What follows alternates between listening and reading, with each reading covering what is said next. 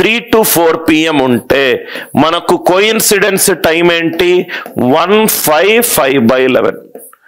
Hour hand ఏ position లో ఉంది 3లో ఉంది. సో 3 సార్లు 2 + 2 + 2 అంటే 2 × 3, 2 + 2 + 2 అంటే 2 × 3. సో గంట 5/11 అనేది 3 సార్లు యాడ్ చేస్తున్నాం కాబట్టి 3 సార్లు మల్టిప్లై చేయండి.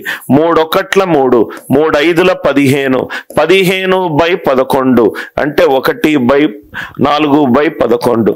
3 hours 16 4/11. 3 hours 16 4/11 అంటే వెరీ వెరీ ఇంపార్టెంట్. లాజిక్ ఏంటి సార్? కోయిన్సిడెన్స్ టైం ఏంటి 1 hour 5/11. 5 to 6 కావాలి. దేంతో మల్టిప్లై చేస్తాము? 5తో మల్టిప్లై చేస్తాం. ఎందుకు చేస్తున్నాము? అన్ని సార్లు మనం యాడ్ చేస్తున్నాం కాబట్టి.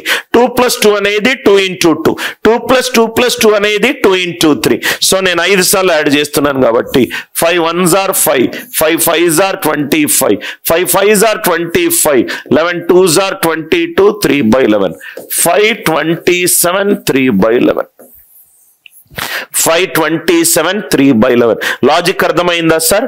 అంటే సింపుల్ గా చెప్పాలి అని అంటే 1 hour 5/11 ని అవర్ హ్యాండ్ తోటి మల్టిప్లై చేస్తే చాలు. h. ఎందుకు మల్టిప్లై చేస్తున్నాను? అన్ని సార్లు యాడ్ చేస్తున్నాను కాబట్టి.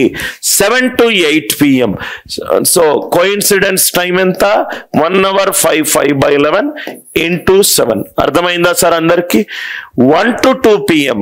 1 to 2 PM అంటే 1 hour 5/11 × 1.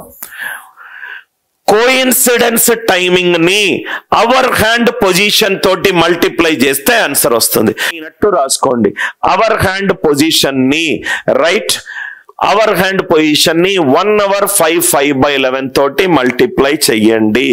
అవర్ హ్యాండ్ పొజిషన్ ని 1 hour 5/11 తోటి మల్టిప్లై చేయండి. అర్థమైంది కదా సార్? అంటే మీరు చూస్తే గనక is the idea clear? I hope the idea it is clear.